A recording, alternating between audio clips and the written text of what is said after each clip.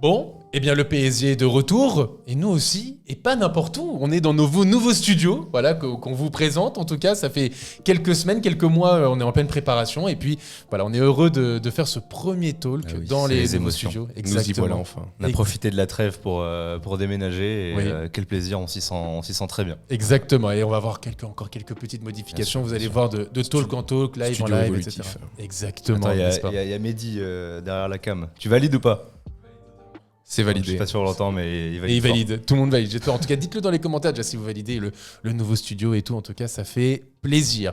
On est là autour de la table justement avec le retour du PSG, retour de la compétition et aussi de faire un focus sur l'attaque. C'est important. Paris a dépensé beaucoup d'argent lors du dernier mercato estival pour renforcer son attaque, pour révolutionner même son système offensif et son secteur offensif. Déjà, comment est-ce que vous percevez, vous jugez l'attaque du Paris Saint-Germain dans ces 2-3 premiers mois de compétition? Pour l'instant, il n'y a pas beaucoup de certitudes. On a envie de les voir jouer. Pour l'instant, j'ai pas suffisamment à me mettre sous la dent. Donc début de saison un peu compliqué. Il peut y avoir aussi des explications comme quoi voilà, il y a de la pression pour des jeunes joueurs aussi comme Randal Kolo Muani et Gonzalo Ramos qui passent à l'étape supérieure. Il y a un côté frustration dans cette attaque du PSG parce qu'on a tellement de choix. Il y a beaucoup d'attaquants. On a Mbappé qui est là, Dembélé, Ramos, Kolo Muani, Asensio, Kanginli, Barcola également. Et il y a cette frustration de se dire il y a les trêves internationales qui nous coupent pendant 2 semaines. On a l'impression que 2 postes sont pris. Il y a Mbappé, Dembélé. On a l'impression que les deux, dans la tête de Luis Enrique, sont acquis comme des titulaires. Ouais, moi, je mets peut-être un peu plus en réserve ce côté indiscutable d'Ousmane Dembélé. En tout cas, dans la tête de Luis Enrique, on a l'impression qu'il fait partie pour l'instant, je le comprends parce que il enchaîne les matchs et même si au niveau des stats, c'est plus compliqué et à chaque fois, il crée les décalages. Je vais parler des stats. Donc, Mbappé, il était à 8 buts en 9 matchs, sachant qu'il s'est blessé entre-temps sur le match contre Marseille. Il a joué que 10 minutes dans ce match. 7 buts en Ligue 1, 1 en Ligue des Champions. Il faisait le meilleur début de saison de sa carrière, en tout cas. Comptablement, exactement. Après, il y a eu ces 4 matchs de disette, mais... Il y a eu ces 4 matchs de disette entre-temps, qui s'expliquent par peut-être un contre-coup physique. On parle aussi de sa préparation qui a été tronquée. De l'autre côté, on a Ousmane Dembélé, donc 0 but de passe décisive en 9 matchs. Mais en moyenne, en tout cas, il est à 3,4 passes clés de moyenne par match. À Dortmund, par exemple, il était à 6. Il tente 3,2 dribbles par match avec une réussite à hauteur de 50%. Contre Dortmund, par exemple, t'en parlais tout à l'heure, il est à 3 dribbles tentés de réussite. Pareil contre l'OM. Donc pour le coup, et c'est des matchs où il a été quand même critiqué. Est-ce que pour vous, Dembélé, parce que Mbappé, bon, il fait l'unanimité, on est d'accord pour dire qu'il est dans une mauvaise passe, mais c'est un indiscutable. Je pense qu'on n'a même pas besoin d'en débattre 1000 ans là-dessus. C'est plutôt Ousmane Dembélé qui justement crée le débat. Est-ce que pour vous, Dembélé, il doit être jugé par ses stats, et donc qui sont décevantes, puisque seulement 2 passes décisives en 9 matchs, ou justement par son apport qui va au-delà dans le jeu, c'est-à-dire que c'est un joueur qui crée des décalages, un joueur qui a une belle complémentarité avec Achraf Hakimi, qui réussit son meilleur début de saison sous les couleurs parisiennes. C'est ce que j'avais commencé à te dire quand je parlais de Dembélé, entre parenthèses, quand tu disais Mbappé et Dembélé, c'est peut-être les deux un peu indiscutables dans la tête de Luis Enrique. C'est que pour l'instant, moi je trouve que c'est plutôt un bon début de saison, même s'il y a ce côté vraiment très frustrant au niveau de la finition, et il devra vraiment rectifier le tir et s'améliorer à ce niveau-là. Et ce que j'allais te dire, c'est que Dembélé, pour moi, ne doit pas échapper à une certaine concurrence. Et là où tu vois qu'il y a beaucoup de monde au poste de 9, que finalement, celui qui a été le plus convaincant, il faudra voir son retour, c'est Asensio. Pour moi, Kolo Muani doit essayer de pousser au poste de Dembélé aussi. Et pour moi, le meilleur Kolo Muani qu'on ait pu voir en ce début de saison, c'était contre Marseille sur le côté droit. Donc pour toi, c'est pas un indiscutable. Pour moi, c'est pas non. Pour moi, Dembélé n'est pas indiscutable. Allez, je t'arrête 2 petites secondes déjà pour te remercier parce qu'on a passé la barre symbolique des 70 000 abonnés, c'est incroyable, mais c'est pas fini. Tu peux continuer à nous aider en t'abonnant, en activant la cloche de la notification et à liker la vidéo, c'est hyper important. Allez, on retourne à la vidéo, bon visionnage. Je ne dirais pas qu'il doit goûter le banc, mais ce serait intéressant de voir une autre animation sans Dembélé. Après, c'est le paradoxe de Dembélé, c'est qu'il te crée tellement d'occasions. C'est qu'il réussit tellement de dribbles, qu'il fait tellement de courses à haute intensité qui vont mettre à mal la défense et qui vont les fatiguer. Et donc, du coup, en fin de match, ça va libérer plus d'espace. C'est un peu ce paradoxe. Est-ce que Kolo Muani est capable de créer autant d'occasions ? Il a moins de technique. Parlait de phase de test, il faudra essayer ça. Et quand on l'a essayé contre Marseille, Kolo Muani a été convaincant, même sur le côté droit. T'as cette chevauchée à la fin du match. Dembélé était titulaire aussi. Dembélé était là. Oui, à la fin du match. Mais Dembélé alternait à gauche. Dembélé est très rapide, mais je suis pas sûr qu'il soit capable de faire ce qu'a fait fait Kolo Muani à la fin. Oui, mais il apporte autre chose. Bien sûr. Tu vois sur le but, par exemple, contre Rennes, où Vitinha, certes à la finition, il fait une magnifique frappe. C'est lui qui crée le décalage, il élimine 2 joueurs, il replique dans l'axe, il décale bien pour Vitinha. Et je suis pas sûr que Kolo Muani arrive à faire ça. Sur ce but-là, il y a eu aussi le travail de Mbappé qui allait chercher tous les défenseurs et les a amenés avec lui. Donc libérer cet espace-là. On parle de test, il doit pas y échapper. Et si Randall montre les mêmes choses qu'on a pu voir contre Marseille et est capable lui aussi d'être complémentaire avec Hakimi et de créer des décalages, et si derrière il a une meilleure finition que Ousmane, pour moi il doit y avoir débat. Moi, je le vois en équipe de France, il est même pas titulaire indiscutable. C'est Coman qui est devant lui en ce moment. Moi je vais déjà demander aux viewers, est-ce que pour vous Ousmane Dembélé doit être un titulaire indiscutable, oui ou non? N'hésitez pas comme toujours à le dire dans les commentaires, mais pour le coup moi Dembélé, je comprends qu'il puisse nourrir de la frustration. Le problème du PSG, c'est qu'aujourd'hui il te manque un créateur au milieu de terrain. Et un des rares qui arrive à justement créer quelque chose, c'est Ousmane Dembélé. C'est Ousmane Dembélé par sa capacité de dribble, par sa capacité de passe. On l'a vu tout à l'heure avec 6 passes clés, par exemple, contre Dortmund ou contre Marseille. Et passeur décisif aussi contre le Stade Rennais. C'est un joueur qui a une capacité d'élimination qui est impressionnante, qui, même dans un mauvais jour contre Newcastle, arrive quand même à te créer des différences, même si il manque d'efficacité devant le but.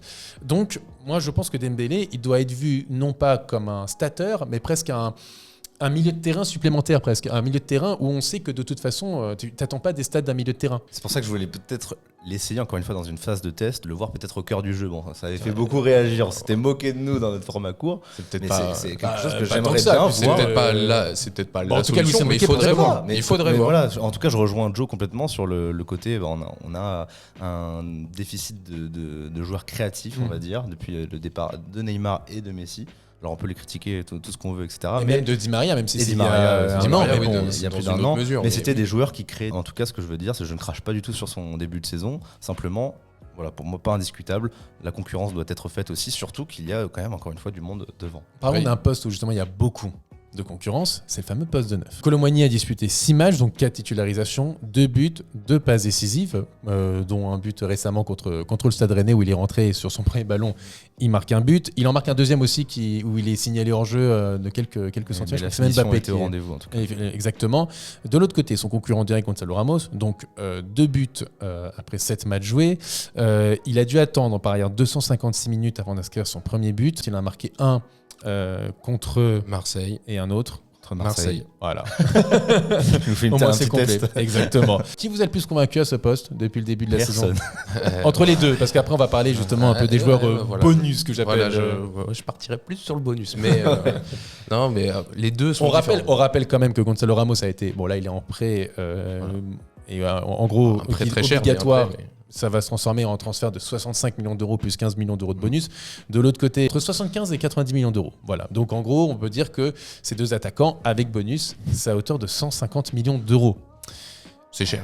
C'est cher. C'est pour ça que je te dis convaincu par Victor Osimhen. Parce que quand tu vois tout l'argent qui a été mis sur la table, sur des profils qui étaient apparemment des priorités, forcément c'est décevant et aucun des deux ne convainc vraiment. Est-ce qu'il faut aussi pas être un peu patient bien sûr pour ces joueurs parce qu'ils viennent quand même de premier bilan, il faut aucun qui a vraiment convaincu et limite celui qui m'a le plus convaincu et je l'attendais absolument pas surtout à ce poste. On va en parler après. Je ne dis rien. Mais c'est Marco Asensio. Oui. Non. Voilà. Faut que la confiance elle arrive, qu'elle vienne petit à petit. Les buts vont arriver, la confiance elle va monter. Après c'est deux profils différents. Ramos il va plus être dans la fixation, un point de relais, tandis que Kolo Muani va plus être mobile. Alterné avec les ailes. C'est pour ça que je suis plus déçu par Randall. C'est ça, Kolo Muani, on avait beaucoup plus d'attentes. D'accord, Théodore. Merci. Merci beaucoup, c'est gentil. Non, Kolo Muani, on a beaucoup plus d'attentes, comme tu as dit. Il coûte plus cher déjà sur le prix. Les deux, statistiquement, ils sont à peu près au même nombre de buts l'année dernière. Et Kolo Muani a beaucoup de passes décisives. Gonçalo Ramos, il est arrivé avant. Il joue dès la première journée. Il est arrivé quelques jours avant et après, il joue la première journée contre Lorient. Randal Kolo Muani, ça fait à peine un mois qu'il est au Paris Saint-Germain. Il n'avait pas du tout joué avant la première trêve internationale. Il a enchaîné directement. Mais tu peux aussi dire que Ramos, il a joué les premiers matchs dans un PSG qui était presque inoffensif, où il était très peu servi. Un match et demi. Un match et demi. Deal. Petit big up à notre ami Mehdi quand on parle de Kolo Muani. Kolo Muani, il a été recruté aussi avec son profil et pour potentiellement préparer l'avenir, quoi, et préparer l'après Mbappé. Après, on ne sait jamais. Évidemment, mais en fait, c'est là où je suis le plus déçu du coup par rapport à Randal Kolo Muani. C'est même pas par rapport à ses stats, c'est dans le jeu où je le trouve emprunté, où je le trouve maladroit. Alors il y a sûrement la pression de son gros transfert, de ce changement de cap. Moi, je pense que c'est ça. Je sais pas, moi j'ai confiance. Pour l'instant, je retrouve pas du tout le joueur que j'ai pu voir. Ouais, mais je te dis, ça fait un mois. De France. Et là, pendant cette trêve internationale, on l'a retrouvé aussi en équipe de France. C'était la même chose, alors que. Et justement, c'est pour ça. C'est que je le trouve en début de saison, je le trouve. C'est pas le même joueur. C'est frustrant parce qu'on connaît son talent, on connaît de ce dont il est capable, ce qu'il a fait à Francfort. Après, en Allemagne, il y a peut-être plus d'espace qu'en Ligue 1 et qu'avec l'équipe de France. C'est sûr. Mais on connaît son talent, on connaît son potentiel. Et c'est ça qui est frustrant avec Randal Kolo Muani, parce qu'on nous l'a vendu comme un attaquant mobile, assez technique et habile devant le but. Ce qu'il est, normalement. Ce qu'il est. Et là, la technique et l'efficacité devant le but, ça laisse un peu à désirer. Moi, je pense qu'encore une fois, Kolo Muani, c'est quand même un joueur qui a un profil qui est atypique. Je pense qu'il faut lui laisser le temps aussi de s'acclimater, d'accepter son transfert, qu'il trouve sa place, trouver de la complémentarité même avec ses coéquipiers. Le trio d'attaque de l'équipe de France, Randal Kolo Muani, Mbappé et Dembélé, depuis le début de saison, en équipe de France, ils ont joué que 61 minutes ensemble. C'est pas assez. Donc, c'est même de la complémentarité qui doit se développer, même avec ces deux autres joueurs. Et Gonzalo Ramos, vous en pensez quoi ? J'étais pas ultra hypé. Donc j'ai pas une énorme attente. Après, moi je lui en veux moins entre guillemets parce que je connais son profil. Et pour moi, Gonzalo Ramos, voilà, c'est un attaquant qu'on va juger sur les quelques ballons qu'il va toucher dans la surface, où il doit être clinique, où on va pouvoir retrouver un petit peu des centres, quelque chose qu'on avait vraiment perdu ces dernières années au Paris Saint-Germain. Et là, quand je l'ai vu performer, marqué de la tête, il l'a fait contre Marseille, ça m'a complètement rassuré. Je me suis dit, ok, si on le sert comme ça, en plus, elle est pas évidente sa tête. Là, on va avoir un joueur vraiment avec un profil intéressant et il marque aussi même en fin de match contre Dortmund. Bon, il est en jeu. Quelques centimètres, mais après il loupe l'immanquable aussi contre Clermont. Moi j'avoue c'est le profil technique un peu qui m'inquiète, c'est-à-dire que je ne le sens pas d'une grande finesse technique, c'était un peu ma crainte avant de sa venue et je le retrouve un peu ça. J'ai l'impression qu'il a du mal à son rôle pour lequel on l'a recruté. Pour moi ça me dérange pas. Ouais, mais j'ai l'impression qu'il a du mal à se situer. Il a du mal à se situer un peu sur le terrain. Alors c'est peut-être une question aussi d'habitude, mais c'est ballon au pied. On l'a très bien vu, le 4e but de Newcastle, il vient d'une perte de balle de Gonzalo Ramos. Après ça peut arriver ça, mais ça va c'est des choses qui arrivent, mais c'est des choses qui arrivent comme le contre Rennes aussi. Il a fait une ouverture contre Rennes. Bon, dans l'idée, c'était pas trop mal, mais c'est mal exécuté. Après, c'est pareil, il est jeune. Il est jeune, il a pas connu il a connu que le Benfica avec son style de jeu. Il connaît l'équipe du Portugal. On a l'impression qu'il est encore presque un peu en Benfica. Et il faut se dire, garçon, là, t'es au Paris Saint-Germain, il y a plus d'exigences, on t'attend plus au tournant, on te laisse moins d'espace. C'est une question de temps. Après, on l'a pas recruté pour qu'il fasse d'énormes différences ballon au pied. On l'a recruté pour que lorsqu'on le sert, soit il décale bien pour les ailiers, soit il te plante des buts. Pour l'instant, il n'est peut-être pas assez. Je pense pas que dans le recrutement, on l'a recruté pour qu'il soit efficace tout de suite. Il faut laisser du temps, mais là, si on dresse un premier bilan, voilà, moi j'ai tendance à plus calmer le jeu par rapport à Gonzalo Ramos parce que je m'attendais pas à un Ronaldinho ballon au pied. Et puis voilà, il y a un entre-deux entre Ronaldinho et. Non, mais bien sûr. Je partage les mêmes inquiétudes au niveau du profil technique de neuf, mais après on sait aussi que voilà, les neufs au Paris Saint-Germain dernièrement, surtout autour de Kylian ces derniers temps, c'est des joueurs qui touchent pas énormément de ballons non plus. Après, il reste plus son profil du coup. Parlons des joueurs que j'appellerais des joueurs bonus, puisque je mets Barcola évidemment dedans, je mets Marco Asensio et je mets potentiellement Lee Kang-in, qui est peut-être imaginé comme un milieu de terrain, mais qui de base en fait un milieu offensif presque attaquant. En stats en tout cas, Barcola c'est 0 but, 0 passe décisive, mais dans le jeu c'est très intéressant. Ouais, pour le coup c'est intéressant. Par exemple contre l'OM lorsqu'il a été titulaire, c'est 6 dribbles tentés, 4 réussis, 2 passes clés, 5 tacs, 2 interceptions. Pareil contre Newcastle où il rentre une demi-heure, c'est l'attaquant qui récupère le plus de ballons avec 4 récupérations, beaucoup de percussions sur son côté. Marco Asensio, 2 buts, 1 passe décisive en 3 matchs. Il est blessé lui depuis le 8 septembre avec la sélection. Et enfin, Lee Kang-in, récemment avec la Corée du Sud, donc il a gagné les Jeux asiatiques, ce qui est important puisque ça réduit considérablement son service militaire obligatoire. Avec la Corée du Sud, la sélection nationale, il y a 3 buts, 1 passe décisive. Il n'a pas joué en Ligue 1 depuis le 19 août contre Toulouse, ce que je trouve une éternité, puisque ça fait 2 mois. Parce qu'il y a eu sa blessure. Alors, il y a eu sa blessure et les Jeux asiatiques. Et il est entré en jeu entre-temps. Dans cette période contre Dortmund, en Ligue des Champions, il n'a joué que 10 minutes. Est-ce que parmi ces 3 joueurs, il y en a un ou 2 ou 3 de ces joueurs, ils peuvent tirer leur épingle du jeu et essayer de gratter une place de titulaire. À partir du moment où tu n'as que Mbappé qui va être aligné d'entrée, pour moi, des places sont à prendre partout. Quoi. Et tu as des profils justement très différents. Et si tu fais des phases de test et que c'est concluant, il faut y réfléchir. Puis c'est le credo de Luis Enrique, c'est 23 titulaires. C'est pas un 11 et des remplaçants, c'est 23 titulaires. Ouais. Est-ce que pour vous, Asensio peut devenir le 9 du Paris Saint-Germain ? Clairement. Il faut relancer la machine. Il faut encore une fois aller chercher des certitudes. Parce que là, si tu me le mets dans le même état physique que dans ce début de saison, oui, moi je te dis tous les jours, j'ai envie de le voir. C'est contre Lyon où il fait un très bon match. Contre Lens, où il marque. Et contre Lens, que j'ai bien aimé avec sa frappe en dehors de la surface, c'est que justement lui, il a cette capacité-là où les défenseurs le savent, il peut frapper loin. Ça, il est connu pour sa frappe. C'est sa qualité première. Tu regardes les défenseurs, ils sont aspirés par sa prise de balle, il réussit quand même à marquer, parce que sa frappe est superbe. Et sur le côté, tu as Mbappé. Donc en fait, t'as soit les défenseurs qui vont être happés par Mbappé, soit par Asensio. Dans tous les cas, ça va créer de l'espace. Après, je pense pas que dans l'optique de son recrutement, on a voulu recruter le Marco Asensio du Real Madrid, c'est-à-dire fond de banc, il rentre, un but. C'est pratique, mais je pense qu'il aspire à plus qu'à ça. Déjà, il va plus jouer sur l'aile, il va jouer au milieu, dans l'axe. Je pense que Marco Asensio a une place à prendre, peut dépendre de l'adversité en face. Il se blesse beaucoup et on l'a vu rien que là en ce début de saison, donc il va falloir aussi pouvoir enchaîner dans ce PSG. Et Bradley Barcola pareil, c'est l'avenir, c'est un peu comme Kolo Muani, mais dans une autre mesure, un peu plus jeune, c'est une perspective d'avenir. Après, il a joué de côté. Il peut même jouer dans l'axe. Il va pouvoir grappiller un peu de temps. Il peut même jouer dans l'axe, il peut jouer aux 3 postes en attaque, donc en sortie de banc, c'est un élément, on va dire, indispensable. Et son envie, sa capacité de jeu, de s'adapter, sa mentalité, parce qu'on a très bien vu ses premiers pas au PSG, c'était au Groupama Stadium avec un public un peu véhément à son égard. Légèrement. Il a montré qu'il avait envie et ça a été récompensé. Il a été titulaire contre Marseille et fait un très gros match. Il a eu une standing ovation du Parc des Princes. Pour moi, Barcola, il a une place aussi à prendre, mais dans l'optique où c'est en sortie de banc et jouer des plus petits matchs à la rigueur. Ça serait quoi pour vous, votre attaque parfaite, justement pour le Paris Saint-Germain, celle que vous voyez en tant que titulaire à chaque match ? Là, si on se base du coup sur ce début de saison et au vu de tout ce qu'on a dit, la complémentarité la plus intéressante, je l'ai trouvée avec Asensio. Donc là, si tu me dis qu'il est en forme comme au début de saison, je le mets titulaire. Je pars sur du coup Mbappé à gauche et Ousmane à droite. Concurrence de Kolo Muani. Je ferai l'attaque, la fameuse attaque de l'équipe de France, même si on a vu que c'était pas vraiment ça. Dembélé, Mbappé, Kolo Muani, parce que je pense qu'encore une fois, potentiellement Kolo Muani peut plus apporter que Gonzalo Ramos. Je pense qu'il a juste besoin d'automatisme, il a besoin de s'acclimater à son nouvel environnement et je suis persuadé que ça va marcher. Et ben moi, je serais pour partir avec 4 attaquants ou le 4e attaquant qui revient un peu plus au milieu de terrain avec Mbappé à gauche, Kolo Muani au centre, Dembélé à droite et ce milieu de terrain n'est nul autre que Kanguilny. J'ai envie de le voir jouer. Ça fait trop longtemps qu'il n'a pas joué sous les couleurs du PSG. Il a magnifiquement joué avec la Corée du Sud. Je serais pas contre de le voir en concurrence avec Vitinha, un peu en alternance. Là, tu le fais jouer contre Strasbourg et comme ça, tu te préserves Vitinha pour PSG Milan. Dans son profil, il est vraiment idéal pour faire la concurrence avec Vitinha dans ce poste si particulier de milieu gauche où c'est un joueur qui va dépenser beaucoup d'énergie, qui va être très bon au contre-pressing et qui va avoir cette faculté en plus de création, qui sait tenir le ballon. On peut dire aux gens dans les commentaires aussi de donner leur attaque parfaite, tout simplement, en tout cas celle qui souhaiteraient voir à chaque match. Passons aux pronos de cette rencontre, justement. Faisons un peu une ouverture.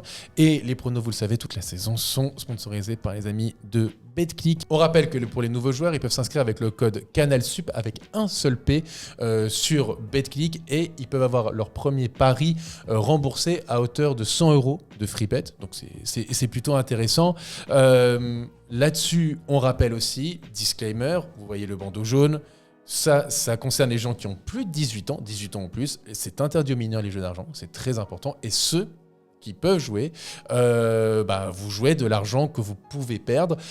Si vous ne pouvez pas perdre cet argent, vous ne le jouez pas, tout simplement. Quels sont vos paris, messieurs ? Je vais partir sur un PSG vainqueur du match. Plus de 2,5 buts. D'écart ou marqué ? Plus de 2,5 buts dans le match, donc dans la rencontre. Ok. Et Mbappé buteur, il a repris de la confiance en équipe de France. Pourquoi pas le voir marquer contre Strasbourg ? Et à la limite, il suffit d'un penalty pour le voir marquer. Exactement. Ça fait une belle cote à 2, si je ne dis pas de bêtises. C'est exactement ça. La cote est à 2, effectivement, ce combiné. Théodore ?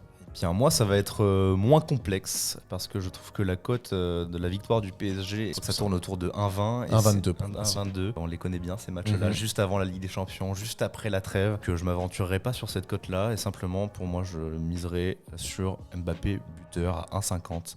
Voilà, simple. Eh ben écoute, pour rejoindre un peu ce que tu dis, je miserai pas sur le vainqueur de la rencontre. En revanche, je pense que les deux équipes vont marquer. Et en combiné, je vois bien, par exemple, du côté du PSG, un but de Gonzalo Ramos, que je vois titulaire aussi. Donc les deux combinés ensemble, les deux équipes marquent et Gonzalo Ramos qui marque. La cote est à 3,42. Pas mal. Ouais, c'est intéressant, en effet. J'ai réussi à trouver... Et puis tu dis les deux équipes marquent. Il y a une petite cote que tu n'as pas placée. Attends, mais oui. je pense je vous propose la cote fun.